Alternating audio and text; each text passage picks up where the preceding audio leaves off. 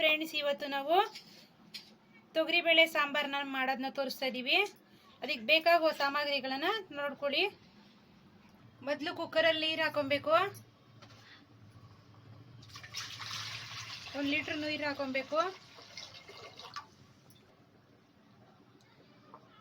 ಅದಕ್ಕೆ ತೊಗರಿಬೇಳೆ ಹಾಕೊಬೇಕು.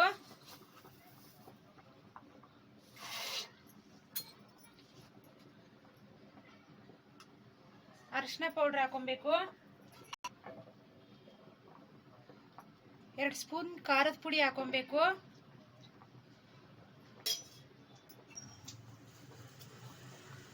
ರುಚಿಗೆ ತಕ್ಕಷ್ಟು ಉಪ್ಪು ಹಾಕೊಬೇಕು.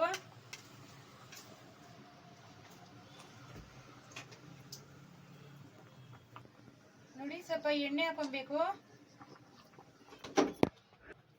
ನೋಡಿ, 3 ಟಮಾಟ, 1 ಈರುಳ್ಳಿ, ಕೊತ್ತಂಬರಿ, ಕರಿಬೇವು ಎಲ್ಲ ಕಟ್ ಮಾಡ್ಕೊಂಡಿದ್ವಿ. ಅದನ್ನ ಅದರಲ್ಲಿ ಆ್ಯಡ್ ಮಾಡ್ಕೊಬೇಕು. 3 ವಿಸಿಲ್ ಬರಿಸ್ಬೇಕು.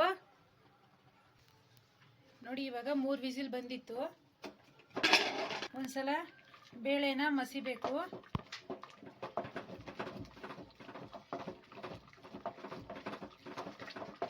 ಕಟ್ ಮಾಡ್ಕೊಂಡಿದ್ವಿ ನುಗ್ಗಿಕಾಯಿ, ಬೀನ್ಸು, ನವಿಲುಗಡ್ಡೆ ಎಲ್ಲ ಇವಾಗ ಆ್ಯಡ್ ಮಾಡ್ಕೊಬೇಕು.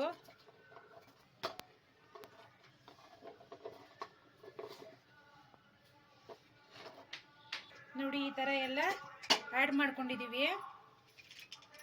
ಇವಾಗ 1 ವಿಸಿಲ್ ಬರಿಸ್ಬೇಕು. ತರಕಾರಿ ಎಲ್ಲ ಬೇಯಬೇಕಲ್ವಾ, ಅದಕ್ಕೆ 1 ವಿಸಿಲ್ ಬೇಯಿಸ್ಬೇಕು.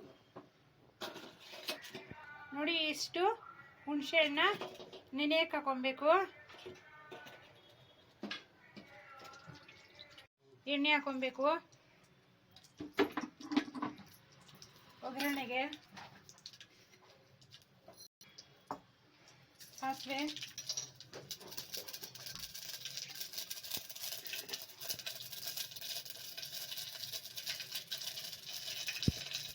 ಬೆಳ್ಳುಳ್ಳಿ, ಕರಿಬೇವು,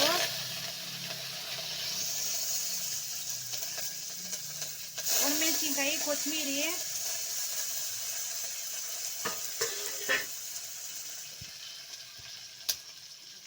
ಹಿಂಗು,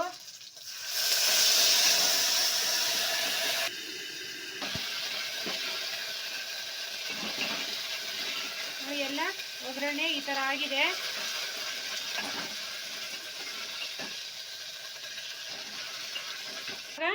ಹುಣಸೆಹಣ್ಣು ರಸ ಹಾಕೊಬೇಕು. ಇವಾಗ ನೋಡಿ, ಇವಾಗ ತರಕಾರಿ ಎಲ್ಲ ಬೇಯಿಸಿಕೊಂಡಿದ್ವಲ್ಲ, ಅದರಲ್ಲಿ ಒಗ್ಗರಣೆ ಹಾಕಿರೋದನ್ನ ಆ್ಯಡ್ ಮಾಡ್ಕೊಬೇಕು.